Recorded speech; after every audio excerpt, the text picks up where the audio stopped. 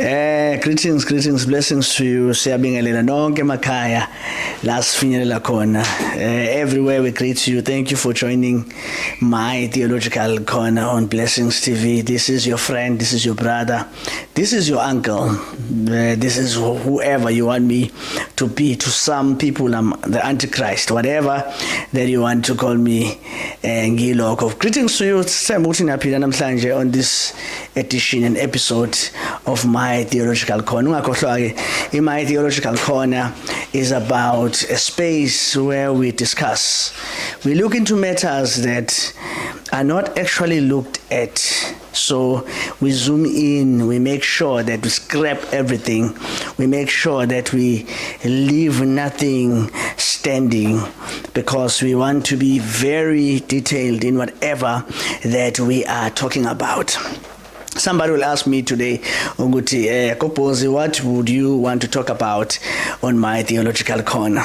Well, in the second edition, I did not come with guests, and I'm gonna, as the time goes on, come with many guests. My hope is that I'm gonna keep a pond oguyo, of your denomination, of your philosophy, in the sea, where you will see that there is a broader world that you need to understand. The purpose of me being here, informing and have you see that there is reality beyond reality, right? 2014, I wrote a book. In fact, I have two books. The Truth About Tithes and Offering. The Glorious Kingdom Here. 2022. So I've been thinking now with him. It's about time that I talk about this issue about truth and offering. Ngiyangaba debate 2022 with other theologians and pastors from around in another show. Gagazi abantu bayazi nje ukuthi power hour, so we had time la khona sa debate, and that debate went very well. So kulesi sikhathi lesi, sit back and open your Bible, because yonke into engizoyikhuluma la akuyona into mhlambe engizoyithatha emqondweni wami, or I'm trying to present you anything. I'm gonna look at the Bible from Old Testament to New Testament. So into engizobe ngiyibheka nje namhlanje, ngizobe ngibheka i-issue ye tithe and offering. Now ngiqala nge-statement esithi akekho umuntu ongathayitha namhlanje ngokweBhayibheli. No one can tithe today. Okay, banga donate abantu 10% emasontweni, but the biblical tithe angeke wakwazi ukuyikhipha, angeke wakwazi ukuyikhokha. No one will be able to give a tithe, the biblical tithe. Asiqale ngama etymologies. Etymology la khona sizama ukuthola khona umsuka wegama. Kuleli gama lelisukaphi? Kubalulekile, my viewer, for me to explain this to you because this is very important. The Old Testament ibhalwe ngesiHebheru, which is the Western Semitic language. In New Testament isibhalwa ngesiGreek. That is very critical. Bible is now versions of the Bible, and uma sizofunda kahle siqoqa yonke into lento esithi data, kubalekile ukuthi senze lento ekuthiwa i-lexicology, ngoba amagama indlela asetshenziswa ngawo manje awafani nendlela abantu balesi sikhathi ababhalayo abawasebenzisa ngakhona. So it's important ukuthi senze lento ekuthiwa i-lexicology, go back, dig into words and have understanding of those words. Igama elithi tithe lisuselwa egameni eli-noun umasa, and umasa usho the 10th. But it's quite interesting ukuthi in your Bible all throughout, and ngiyafisa ukuthi ube student seBhayibheli, ungabi nje umuntu ofunda iBhayibheli noma ulalela nje just intshumayelo ethile. Now nami noma ungilalela, take your Bible. Leli gama elithi masa esikhathini esiningi lisetshenziswa negama eli-collective all, alibizwa nje ngokuthiwa i-tithe, but kuthiwa it's a tithe of all, okweshumi kwakho konke. The reason being kubizwa kuthiwa okweshumi kwako konke, it's because in its core, in its nature, i-tithe was never monetary. I-tithe yayingeyona imali. I-tithe has never been money. I-tithe was always agricultural, sisazokubona lokho, was always domestical in a sense that umuntu ube nekhettle, umuntu ube netshalo, umuntu ube nezinto ezi-natural. Okweshumi kwakuhlale kuba ilezo zinto. Okweshumi was never monetary. Sisazokubuka futhi lokho ukuthi inature kweshumi kwangekho monetary. Ingakho kubizwa kuthiwa okweshumi kwakho konke. Now ake ngiqale ngenza statement iqala bese ngiyaqualify lento engishoyo. Okweshumi kuhlangene nezinto ezintathu. Write them down. That is very important. Saliqalile iclass lami right here. Kuhlangene nezinto ezintathu. 1 kuhlangene neland. 2 kuhlangene netempeli. 3 kuhlangene nobupriest. Except the 3 things lento ekuthiwa okweshumi akukho. Angeke kwaba legitimate. Okweshumi into ekwenza ukuthi kube valid ilezi zinto ezintathu: umhlaba, ubupriest, itempeli. uJohn Walton ukhuluma nge-divine space, and i-divine space ke eBhayibhelini is a central theme, or abanye bazosebenzisa iphrase ethi it's a recurring theme all throughout biblical literature. Now ake sibheke ke okweshumi ke ukuthi kuhlangana nalezi zinto ezintathu njengoba ngishilo, it's a land, it's the priesthood, and also it's the temple, the divine space. Now asiqale ngepriesthood. The first time sikubona okweshumi sibona uAbraham. Anyway, abantu abaningi abakhipha okweshumi bayaye bathi no, thina sikhipha okweshumi njengomthetho kaMose, njengokuyala kwemitzvah, njengokuyala komthetho. Sikhipha okweshumi njengoAbraham, silandela uAbraham uyise wokholwa. Ake sibheke ukuthi uAbraham ke yena ngenkathi ekhipha okweshumi wakhipha okweshumi kanjani. Well, it's interesting ukuthi uAbraham kunama factors angafani nawethu. 1, uAbraham wayengekho esontweni. 2, Abraham wayengenayo idilemma yokuthi uzokhipha okweshumi from gross or to net. Esikhathini esiningi abantu abakhipha okweshumi, they really don't understand ukuthi where can they really, or ikuphi la kufanele ba deduct khona. Should they deduct their 10th from the net or from their gross? So it becomes a bit of a confusion. Yini inkinga yenza ukuthi kube idilemma lapho? Qala lapho okweshumi akazi kube imali. uAbraham wayengatholi salary. Right, Abraham was, he is in the ancient Near East, we tribal chief, right, and unemfuyo unengcebo. At the same time, asikaze sizwe kuthiwa wakhipha okweshumi, kodwa ku chapter number 14 verse number 1 siyathola ukuthi amakhosi ase north, for instance, ayabalwa laphayana ukuthi uAmraphel inkosi yaseShina, uAriok inkosi yase-Alasa, uCheldomeya owayeyileader ke yalempi le, wayinkosi yase-Elim, and Tidal the king of the nations.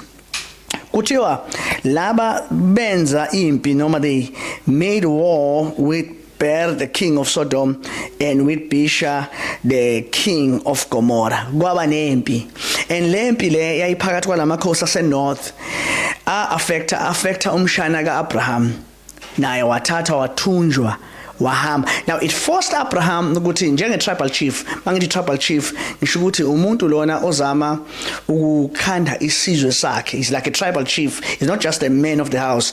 He's a tribal chief who's trying to, build a nation. This is an ancient Near Eastern culture. So now this man has men of war, unamadoda la empi. So bayaphuma ke bahamba bayolona lamakhosi ase-north. But there's something interesting eyenzakalayo. Uthema ubuya nalento esiyibiza ukuthiwa ama-spoils of war. Mangithi makuliwa uma laba abasebenqotshiwe, lezi zinto lezi ezisalayo nezinto ezitholwayo yilabo abasebenqobile zibizwa ukuthiwa ama-spoils. So Abraham ubuya nama-spoils of war, akabuyi ne-salary. Right, ngishilo ngathi he is a tribal chief. Ngifuna ukukhiphe lo mqondo lo. Ngifuna singene to the biblical world. Sibe graphical ukuze understand ukuthi kwenzakalani la. Ubuya namakhosi ase north, and mayebuya namakhosi ase north uhlangana nompriest.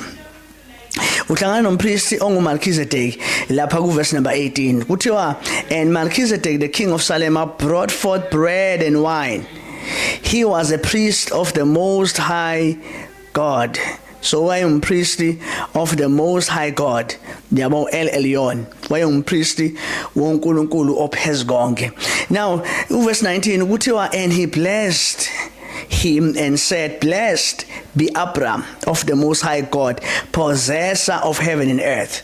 Bese aqhubeka verse 20 athi, blessed be the Most High God, which has delivered your enemies in your hand, and then bese kuba khona ungqi lapha, of course kwisebhela akekho ungqi, but ukhona la bese kuthiwa, and he gave him tithes of oil. Wayesemnikeza okweshumi kwakho konke. The question is, lo kweshumi lokhu ikuphi? Good. Okweshumi from the spoils, not from his cattle, not from his food that he got from his ground, but from the spoils of war. And ngifuna ukuthi ubuke la ukuthi azange akukhipha kweshumi ukuze abusiswe uMelchizedek, kodwa uMelchizedek uyena wakhuluma kuye, right, etusa uEl Elyon omkhululile ezitheni zakhe, and then Abraham gave him what? The tithe of oil. He gave him the tithe of oil. But ke ngifuna ukuthi ubuke la ukuthi lokho akusikona okweshumi kwakhe. Kuthiwa, and Abraham said to the king of Sodom, I have lifted up my hands unto the Lord, the Most High, El Elyon, the possessor of heaven and earth, that I will not take, angizukuthatha lutho, even nomchibi weyicathulo, that I will not take anything which is yours. Right? Lest you should say, I have made Abraham rich. So it's clear ukuthi Abraham lokho ayekuthathile kwangekona kwakhe. Wayethathe the 10th of oil from the spoils. Wayesekuthathe kubuyisele emuva enkosini yase Sodoma. Right? So that was from the spoils of war, and nakhona ukukhipha kweshumi ngoba sehlanganele bani nompriest hayi nomfundisi. This is not a pastor of the church or a so-called apostle. No, it is the priest of the Most High, that is El Elyon. Yeah, right? Lokho kubalekile hayi ukuthi umfundisi, because abaningi bazofuna no okweshumi kwami ngiyisa kumpriest wami. No, umfundisi wakhe akuyena umpriest. Right, because uma ngesingayibuka ngendlela yesivumelwano esisha, kwisivumelwano esisha khona lento ekuthiwa it's the priesthood of all saints. What do we mean by priesthood of all saints? This is to say wonke umuntu okholwayo kuKristu sewenziwe waba upriest bobukhosi. Akekho umuntu ekuthiwa umpriest omele abanye. Kukhona umlamleli munye. There is only one mediator. And all of us sine access ngaye. So you can't use this verse to refer to your pastor as a priest, because iBhayibheli sazokhuluma ngayo le priesthood of all saints. But here kukhulunywa literally about the priest, right? The Kohen, umpriest lana owaye umpriest ka El Elyon, of which Abraham as a chief wanikela okweshumi kwakonke from the spoils of war. Asiqhubeke. Then we go to the second phase of okweshumi. Ngiqale la abantu khona bafuna ukuqala khona ngoba besuke bebalekela ukuthi hayi thina sikhipha okweshumi ngokomthetho kaMose, sikhipha okweshumi njengo Abraham wanikela from the spoils. We should now find ukuthi uhambe empini.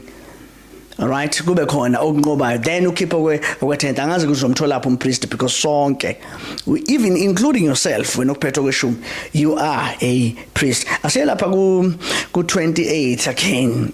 This is interesting. Kuno Jacob umzukulu kaAbraham, right? Useyabaleka usaphe iposition yokuba ifirstborn kumfowabo uEsau. So uyabaleka uya kwamalume wakhe. Esendleleni yalapho unalento ekuthiwa epiphany, une-appearing, khona into eyenzakalayo kuyena, uhlangana no-Adonai naye. And then endleleni uwenza isifungo, right? Niyayazi le ndaba, niyalifunda iBhayibheli. Verse number 20 kuthiwa, and Jacob vowed saying, if Elohim will be with me, Elohim enami, and will keep me in this way, then I go and give me bread to eat. Anginikeza isinkwa sokudla and a remnant to put on impahla zokugqoka. Bese aqhubeka athi, so then I will come again to my father's house. Ngizobuyela endlini kababa in peace. Then Elohim Elohim El Shaddai, and this stone which I led as a pillar shall be God's house. Uthi lelitshe wayenqiketsheni ngenkathi ebona lo mbono uthi lelitshe leli lizoba yini? Lelitshe lizoba insika, and shall be Elohim's house. And of all that you give me, yabona ukuthi nako ke la kuko konke onginika kona, I shall surely give the 10th. Now igama lawo asa, angida kuqaleni beku masa, so ngizokhipha a 10th of all. Hayi again ukuthi ngizokunikeza imali. No, I will give the 10th of all. Uzokwakha a literal house, a dwelling place. Yabona ukuthi kukhona izinto engahlangani la. Now umuntu ethi hayi no futhi okweshuma nginikele kuphela kumpriest wami, nginikela also endlini kaNkulunkulu. And ngokwesivumelwano esisha indlu kaNkulunkulu akuyona amatshe nodaka, the literal house. Ngokwesivumelwano esisha indlu kaNkulunkulu iyakhiwa amatshe aphilayo. uKristu uyitshe eliphilayo, abantu abakholwayo uye ba amatshe aphilayo, bonke bakhiwa ukuba babe yindlu kaNkulunkulu. Now we have these buildings, church buildings. Lama church buildings akhiwayo amahle, amanye are glass stained. Those are not God's houses. Ibhlungu lento because esikhathini esiningi sinakekela lama buildings singanakekela abantu abangaphakathi. God, the true temple of God is not the outside building. It is the people inside who are the living stones. Right, so la ukhuluma nge-literal stone. I hope you are following. Hamba kancane kancane. Now, but la khona lento ye masa, ye tithe, i-explainwa kahle khona. I-explainwa ngaphansi komthetho kaMose, kwi-mitzvah, in the law of Moses. Okay, ngithe mina okweshumi kuhlangene nani nezinto ezintathu. Buka la kuAbraham na kuIsaac sibone lezinto zivela. 1 ubupriesti, number 2 indlu, that's the temple, the sanctuary. Now lapha ku-order kaMose kuvela fully khona. La qale kuvele khona is quite interesting because laba bo-3 uAbraham, uIsaac noJakobe babethenjiswe izwe lesithembiso. Lesithembiso lesagcwaliseka kuIsrael. uIsrael njengoba ebuya eGibhithe after 400 years babuyela back to that land. Le land abayibiza ukuthi it is the promised land. uZakhariah uyibiza ukuthi it's the holy land. Lapha na kuZakhariah 2 mawufunda ku verse 12. Right, uyena kuphela by the way umbhali oyibiza ngokuthi indawo engcwele. Anyway, uMose ke then ubanikeza imisva, ubanikeza umthetho. Asibuke ukuthi mayikhuluma ngetithe uMose mayikhuluma ngomthetho uthini ngawo ngemasa. Okay, asiye lapha ku Leviticus chapter number 27 verse number 30. Yabo samba siyahamba nje uvula iBhayibheli lakho uyithatha lento esho gobhozi nje nawe uyayibhekela iBhayibheli lakho. Verse number 30 uthini? Uthi of all the tithe. Now it's interesting. All akasali kwi-tithe. Again kusagcizelela legama ukuthi i-tithe ayona imali. Of all the tithe of the land. Now buka ke yiphi le land akhuluma ngayo. Now folks, he is not talking about iland yase South Africa. He is not talking about iland yase Kenya. He's not talking about iland yase America. He is referring to the land that was a promised land ku Israel. And uAdonai, now sekunegama lithi Yahweh, igama lesivumelwano phakathi kuka Yahweh no Israel, right? i-tithe ayidinga wayengadinga i-tithe noma yiphi indawo wayedinga i-tithe yase wayekuyilende yakwa-Israel iyona kuphela i-tithe ayidinga lapho buka ukuthi uthini la uthi of all the tithe of the land that's the land of Israel igama leHebrew lapho eretz uthi or whether is the seed of the land the fruit of the tree is the Lord's, it is holy unto the Lord. So siyabuka la ukuthi tithe yeland imbewu right izithelo uthi konke lokhu okwani kungcwele igama lithi holy lisusela igama lesebhelu ukodesh usho ukuhlukanisela okusho ukuthi konke lokhu okuyi-10th konke lokhu okuyi-tithe yeah kwemithi kwama fruit right okwama seeds of the land kuthiwa lokho kungcwele kusho ukuthi kuhlukaniselwe uAdonai.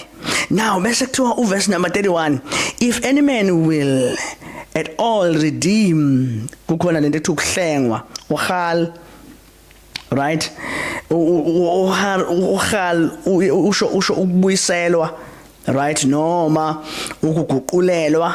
So if anyone out to redeem his tithe kwakhona lento ethi ukuguqulela kokweshumi guqulelwa kuphi guqulelwa emalini yeah okweshumi kwaguqulelwa emalini Angiyazi ukuthi kuyishoka kwabanye abantu hawu wena kade uthi manje okweshuma kuyona imali yes okweshuma kaze kube imali kodwa kuthiwa kune condition umuntu mayeguqulela emalini kufanele ukuthi add the fifth part thereof kufanele ukuthi add 15% usho ukuthi mayeguqulela emalini kufanele add ba not 10% 15% sifunda la eBhayibhelini then sizochaza futhi ukuthi ikuphi lokho kwaguqulelwa emalini buka ke usethi ke he shall usethi uyaqhubeka uthi now concerning the tithe kihlukene okweshumi ukhona okweshumi okwezitshalo okwezihlahla lokho kuthathwa kuyi-10 kodwa amaguqulelo nakhona ikona kuphela oguqulelwayo then bese uba khona okweshumi kwemfuyo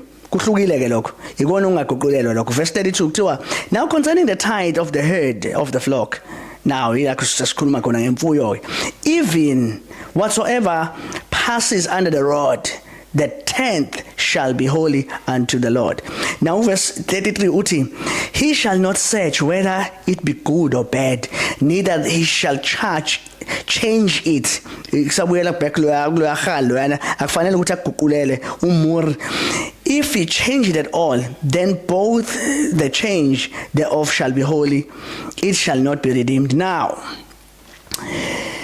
lokhu kwemfuyo bekudlula phansi kwerod umnumzane mhlambe lese unenkomo ezu100 ubezobala 1 2 3 4 5 6 7 8 9 10 then leyo 10 le angayihloli nakuyihlola ukuthi right yini because imhlatshelo eminingi yayilethwa ngokwenkonzo kaMose any offering and offerings that were brought according to Moses imhlatshelo emihlanu yayihlolwa kodwa lokhu kweshumi kwangahlolwa kwakuvele kudlule under the rod bese kuthiwa kuba ngcwele ikona ke lokhu ekwangafanele akushintshe. Now ake siye okweshumi ukuthi why kwaguqulwa why was it changed hamba ufunda uDeuteronomy chapter number 12 ubone ku verse number 4 ukuthi okweshumi kwakhishwa noma kwathathwa from the land la ngifuna mina ukuya khona bahlobo bami ngifuna siye lapha ku Deuteronomy chapter number 14 la khona masiqala ukufunda ngifuna sivele sifunde nje la siqala ku verse number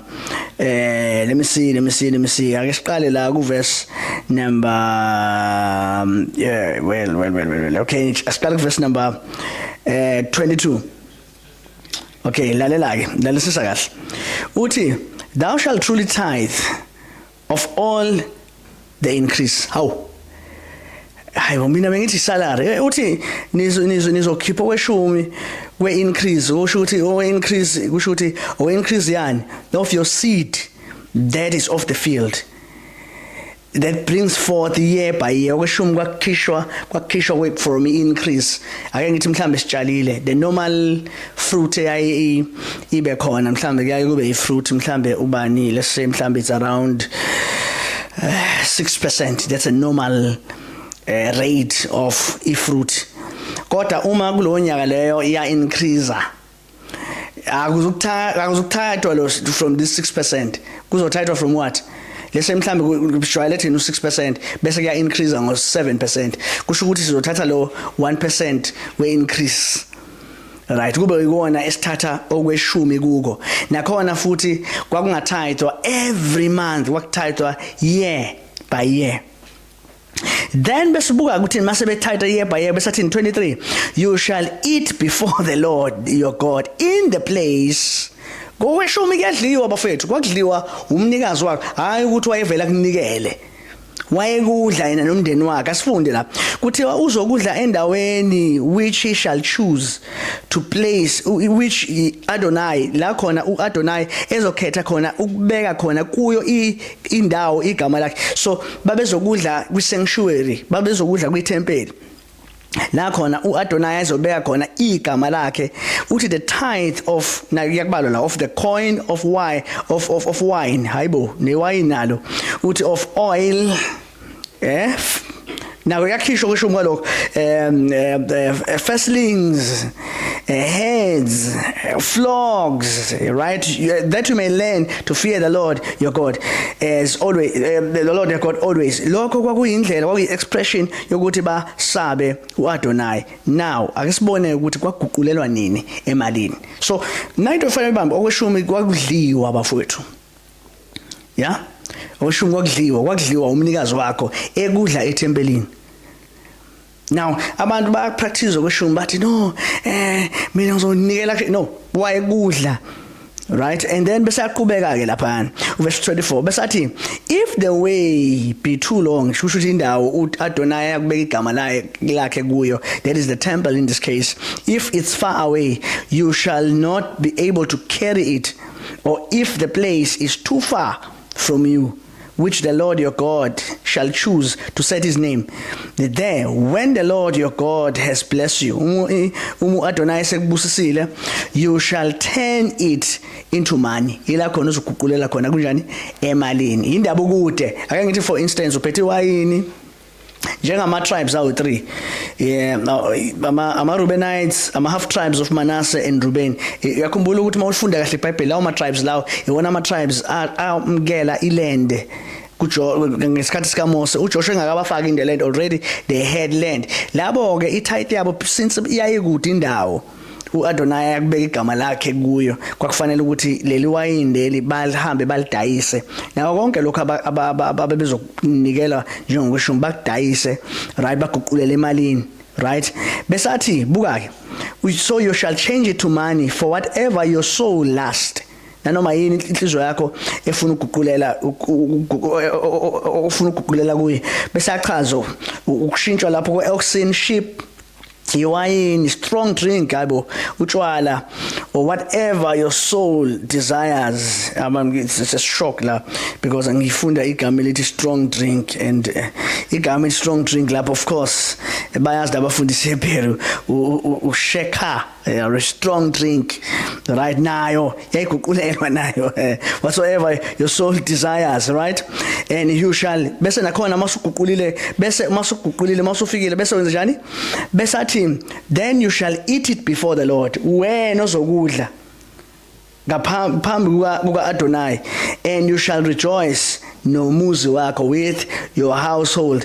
Then the Levites, now bakhona ke abantu esifanele bakhumbule uthi, and the Levites that is within your gates, you shall not forsake him, for he has no part nor an inheritance with thee. So abalevi ibone kwakufanele kushare nabo laba mawudla uthi hayi ungakhohlwa ke umlevi phela wayengenayo ingxenye, wayengenayo ipart. Angithi yakhumbula ukuthi njengoba kwakunezizwe eziyishumi kaIsrael, njengoba babenikezwa umhlaba nje, lo mhlaba lona babenikezwa wona according to their tribes, and isizwe sabalevi sona esasinikezwe iportion yokuthi babe izikhonzi Kohen kwi-tabernacle later kwi-temple, right. So bona ke babenganikwanga umhlaba because indawo akufanele bahlale kuyo iTempeli uAdonai wayeyiportion yabo.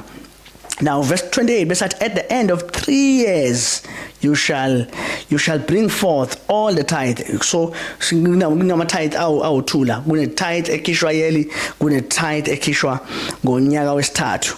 Kusho ukuthi ngamagama le tithe list ekhishwa ngonyaka wesithathu kuthiwani, kuthiwa you shall bring forth all the tithe of your increase in the same year, you shall lay it up within your gates. Lokho akulethwa nje endaweni uAdonai ayakubeka indawo yakhe kubekwa emasangweni. Angithi isizwe izizwe nezizwe zaziba nendawo ekuthiwa ama palaces whereby they have their gates. Lokho kusho ukugcina emasangweni. Bese kuthiwa ke, and the Levites, because he has no part of no inheritance with thee, a stranger, a fatherless, a widow, which are within your gates, shall come, and they shall eat and be satisfied. Yabona nje okweshumi kwakudliwa nayo kukhona okweshumi konyaka kwakuyiswa ethempelini, okweshumi kweminyaka emithathu kwakuyiswa emasangweni, bese kudliwa abalevi, kudliwe ilo intandane, kudliwe iwidow, kudliwe abantu abahluphekayo. That must be clear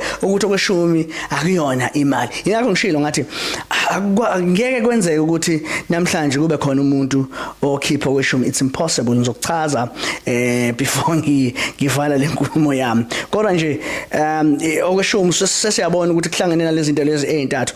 Angiye lapha na kulokhuzana uDeuteronomy chapter number 26, right? Verse 11. Uthi, you shall rejoice in every good thing which the Lord your God has given you, right? Into your house, you and the Levite and the stranger that is among you. When he has made an end of tithing of all tithes, angini manje sekhona itithe yesibili, ukhona itithe ekuthiwa itithe of tithes, yayithathwa phakathi kwabapriest, kuthiwa ke of your increase in the third year, ile yonyaka wesithathu, which is the year of tithing. Unyaka wesithathu kwakunyaka wani? Khuluma phela. Kwakunyaka we tithing. Hayi every month. Hayi bazalwane sifuna tithe every month. No, kwakuyi tithe of tithe. Angithi nje ibizwa kuthiwa tithe of tithe. Tithe of tithe because yayinikelwa every third year. Kwakhona tithe yonyaka yayinikelwa ethempelini, kube khona tithe of tithe yayinikelwa kuma gates, right? Bese kuthiwa it should be given to the Levites, to the stranger, not, to the fatherless, to the widow, they may eat within your gates and be filled. Man, siyasihlala sishumayela iBhayibheli kodwa sithi sishumayela iBhayibheli siyakholwa eBhayibhelini kodwa manje iBhayibheli iyasilahla. Now ngifuna ukuthi unotice now three things la ezibalekile. One, akunikela noma ikuphi okweshumi, kunikela okweshumi from the land of Israel. Two, kunikelwa to the temple every year, right? Three, kunikelwa abantu abanelungelo lokudla abanjani, abalevi, abapriest kanye laba who are fatherless. Ngifuna ukuletha into ezobashokha abantu ukuthi for about 400 years isizwe sikaIsrael besingakukhipha okweshumi. Umbuzo uthi yini isizwe sikaIsrael singakhipha okweshumi? One, babe yabona nje ngekathi behamba 40 years ehlane kwi-Exodus babe ngakafiki kwiland. That's why uNkulunkulu engaba demand ukuthi bakhiphe okweshumi, abakafiki kwiland. So where are they gonna tithe? Because wayedinga okweshumi from the land. Nakhona mabefika kuleyo land leyo uyalile kuLeviticus ukuthi abawushiya umhlaba 3 years bengawuthinti ngoba bayawusoka, babewusoka umhlaba, bewudedicate, bayenza ube ngcwele kuAdonai. Then enyakeni wesithathu bese bayaqala bayatshala, ila khona bezoqala khona baletha okweshumi from the land. So number 2, iThempeli lalingakakhiwa. Uyakhumbula ukuthi for 400 years iTabernacle lahlala eShilo until iThempeli lakhiwa ubani? Until iThempeli lakhiwa uSolomon. Hawu ngiyakuthanda ngoba uyalifunda iBhayibheli. 919 BC uSolomon ila khona eqala khona ukwakha iThempeli. Ungakuthola lokho starting from the book of 1 Kings chapter 7. Ungaphinde futhi uye lapha ku Chronicles chapter number 4 ufunde konke lokho ukuthi waqala kanjani ukwakha iThempeli. That he did that after 450 years. Wakwenza lokho after 450 years. uMose entabeni way around 1700 BC ngenkathi ebanikeza uIsrael umthetho. Uthi omunye ngathi sengiseklasini manje leBhayibheli. Ya ngifuna ukufaka eklasini leBhayibheli khona uzoyi understand kahle lento izoba clear kuwena. ila khona ke abantu phela ngenkathi uSolomon eselakhile iThempeli ila khona ke uNkulunkulu esekhuluma khona naye semtshela asike sihambe kuleli verse leli ukuze ulibone angithi ushilo wathi bazoletha kweshumi endaweni uJehova ayakubeka kulo igama lakhe kuye and ngempela uma le ndawo leyana seyakhiwe uSolomon mayisethandaza uNkulunkulu useyamtshela ukuthi iyona ke le ndawo le it is this place asibheka Chronicles chapter number 7 khona uzoyibona lento esho uGobhozi ngathi uGobhozi uthe kanti vele ngishilo okay asambeke siya lapha kulokhuzana ku 2 Chronicles chapter number 7 ngizoya kuMalachi bafowethu ngiyeza kuMalachi lethana kweshumi endlini yami I'm coming there uthi verse 12 wakhona and the Lord appeared uJehova wavela kuSolomon ebusuku wathi kuye ngiyuzile umthandazo wakho ngakhetha le ndawo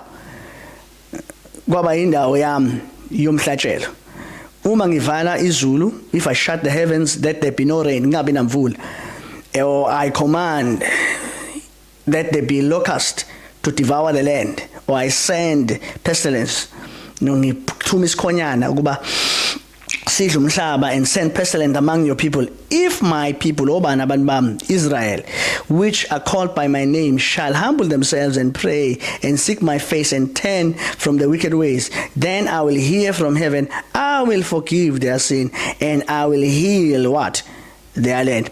Now usethi ke verse 15 now my eyes shall be opened and my ears attest unto the prayer that is made in this place. Ngizowuzwa imthanda shothi leli tempeli lizoba iportal phakathi kwezulu nomhlaba uthi ngikhethile ukuthi le ndawo ngibeke kuyi igama lami for now I have chosen and sanctified this house that my name may dwell there forever and my eyes and my heart shall be there perpetually. I love how King James in this case he translated olam as perpetual as something that continues. Do you see ukuthi manje wayesekhethile le ndawo ukuthi ibe yindawo yakhe yomhlatshelo la khona bezoletha khona okweshumi and okweshumi baqale lapho ke bakuletha and usuzobona lapha yana ngesikhathi sika Hezekiah lapha ku 2 Chronicles 31 yakathi selakhiwe iThempeli so lingakakhiwe iThempeli babe ngatithe lo abapriest babe khona because lezi zinto ezintathu kufanele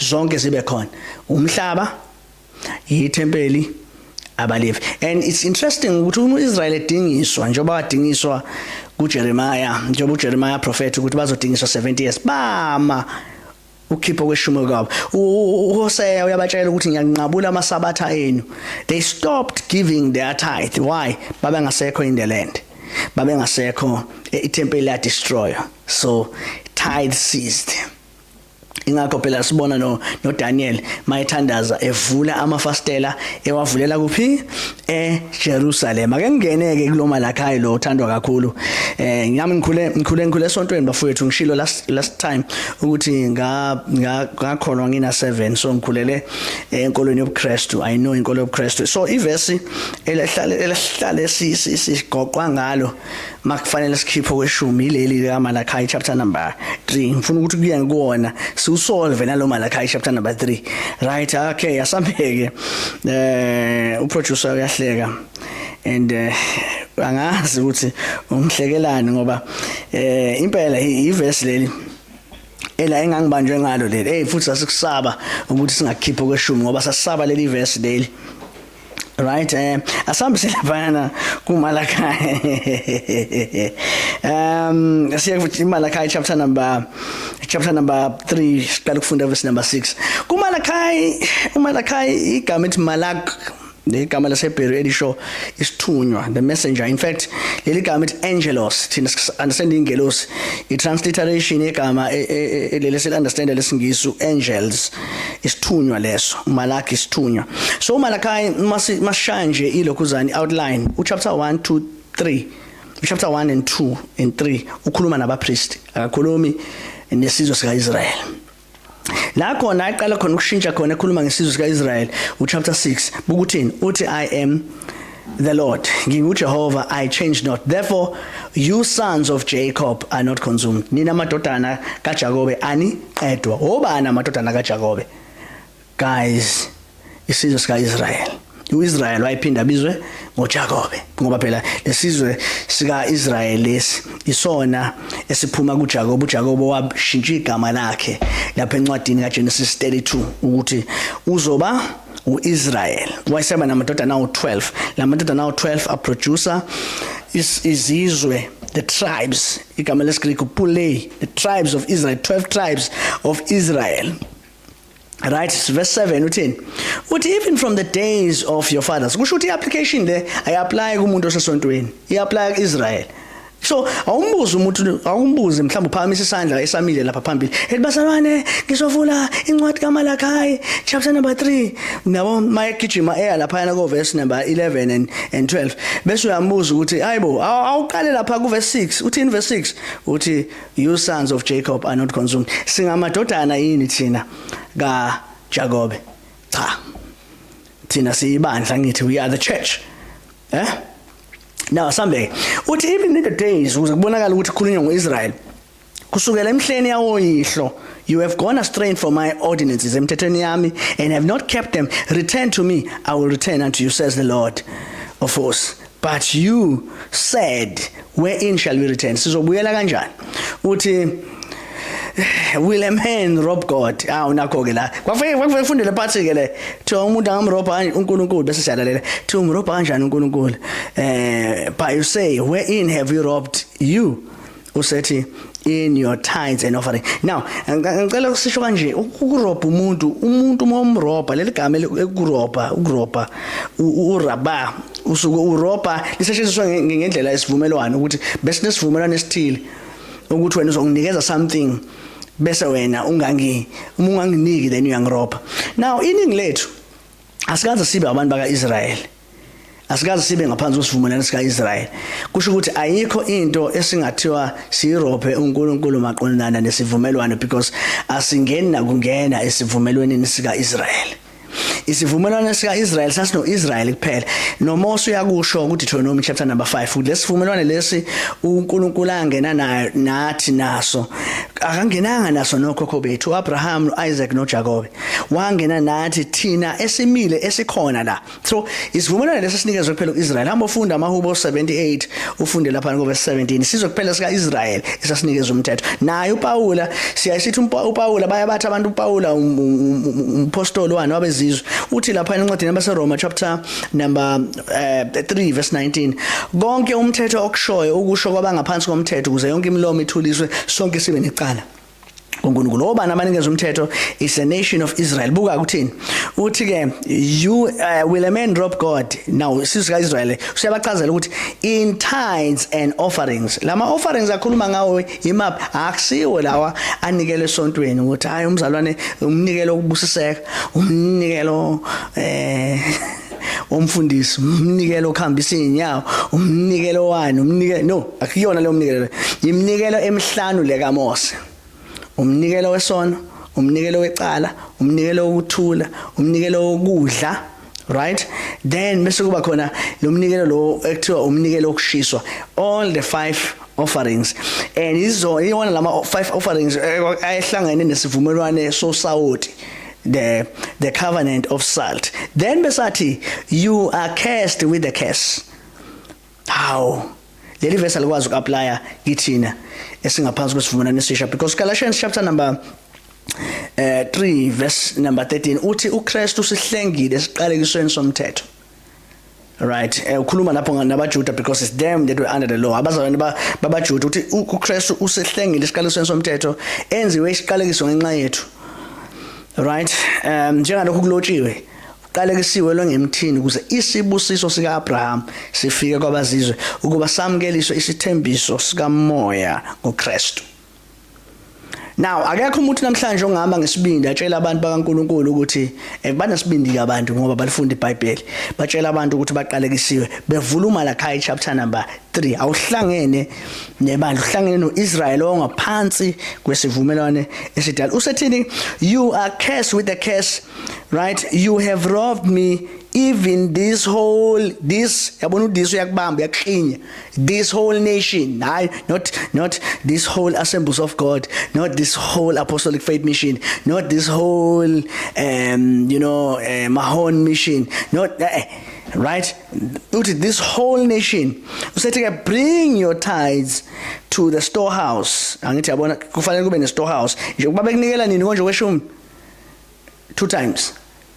Once a year, 3 times after at the 3rd year. Bekunikela emasangweni. Uthi to prove that there might be food in my house, prove me now. Wherein says the Lord of hosts, I will open the windows of heaven and pour out the blessing, that there should not be room enough to receive it.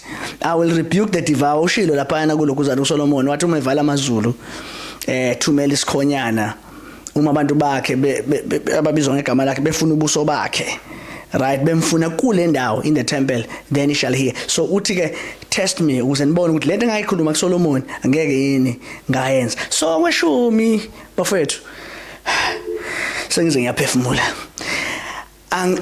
Akekho umuntu today, even abaJuda today abakwazi ukukhipha kweshumi because iTemple 70 AD la destroy, anything labo they are not in the land. Right, kodwa amaKristu, because amaKristu are ignorant of the scriptures. Uzothi omunye phathi uJesu uyakhuluma ngokweshumi, awume kancane gobhozi uyakhuluma ngokweshumi lapha encwadini kaMatthew, bavele basho njalo. Okay, asiye kuMateyu 23. And uyabona ukuthi Matthew 23 ukhuluma nobani? NabaFarisi. And labaFarisi laba abayini? AbaJuda. It's the Jews. And bona ke babe west masifunda kuTalmud ukuthi babe tithani isitshelo lapha kuLuke chapter number 11 verse 43 kuthi babe titha imint betitha iru betitha all manner of herbs. Yabona nabo babengathithi because babe understand ukuthi kuyini okweshumi, futhi lapho iTemple lalimile because lakhiwa uHerod 19 BC, and umpriest omkhulu njengo Ananias no Caiaphas babekhona. And iningi labantu laselibuyile ezweni, and lesikhathi lesi I always explain this ukuthi lesikhathi ukuba umJuda akusahambi ngetribal line, sekuhamba ngereligion. Therefore abaFarisi babe practice okweshumi, be practice njengokuyala komthetho. That's why sibabiza ukuthiwa they were Talmudists. uJesu ukhuluma nabaFarisi, akakhulumi nebandla. Akakhulumi nebandla. Ibandla lingena phi ibandla? Ibandla siqala ukulibona lizalwa noma lizalwa emzimbeni kaJesu vele kaThebethelo, but ibandla libhabhadiswa kumoya ku Acts chapter number 2. La khona ke ibandla seliqala ukuvela khona, right? AbaFarisi in fact lapha kuLuke 18:12 kuthiwa bafasta kabili benikela okweshumi kwakho konke ababenakho. And akhona ukuthi yabona ukuthi nokweshumi the tithe of oil. That is why in the New Testament ngeke uthole neverse elilodwa abantu ke bayangintofela ke mabefuna ukukhuluma ngokweshumi, bavele baya kumaHebheru bathi hayi umaHebheru uyakhuluma ngokweshumi, kanti nakhona akakhuluma ngokweshumi. Guys, ukhuluma ngoAbraham, ubabaza ubukhulu bobupriesti bukaMelchizedek ngoba uJesu usegcwalise uMahubo chapter 110, ngiyakwenza phakade ube umpriesti ngendlela kaMelchizedek. Yindaba uJesu akayena uMelchizedek kuthiwa upriest bakhe buyi-order because uvela kwaJuda and akhulunywa ngalutho ngopriest kwaJuda, kodwa uJesu umpriest ngendlela kaMelchizedek. uMelchizedek ulichazile chapter number 7 wathi umpriesti uyinkosi yokuthula. Igama uMelchizedek lisho inkosi yokuthula, evela kuphi? eSalema, umpriest, kusho ukuthi wayeyinkosi umpriest at the same time. Kwi-order kaMose yeTestament elidala ongakwazi ukuba inkosi uphinde ube umpriest. So uJesu kwakuthenjiswa ubukhosi kuye, so yena ke waye umpriest ngendlela kaMelchizedek because he was the king and the priest. Now I'm concluding this and I close this ngizoqhubeka in the weeks to come. Now this is my conclusion in this whole matter. That is why abapostoli bengakhuluma ngokweshumi. Ngiyakuzwe any verse in the New Testament indaba abapostoli babengabaJuda, they were Hebrews and they understood the indication yokuthi kuyini okweshumi. That's why bekhuluma ngeminikelo. They spoke about giving. Umphostoli Paul mayehlukana nebandla laseFesu lapha kwizenzo chapter number 22 uthi njengalokho nezwa inkosi ithi kubusisiwe ukupha. Ngiyazi ukuthi abantu balithanda ukuthi sibusisiwe isandla sipha. Alisho njalo iverse lithi kubusisiwe ukupha kunokwamkela. Kunya lapha ngokupha. So umnikelo ukhona esivumelwaneni esisha. Right, but umnikelo kufanele kube umnikelo osuka enhlizweni. Sizoke senze enye conversation manje ngomnikelo, but besifuneka eqala sidemystify lento yokweshumi nomnikelo. Yes, thank you ladies and gentlemen for taking time to listen to me ngirenta, and I hope that you have enjoyed this podcast. This is my Theological Corner. Sasiqalile njalo. Continue to like, subscribe Blessing TV in my Theological Corner. Thank you so much. We love you.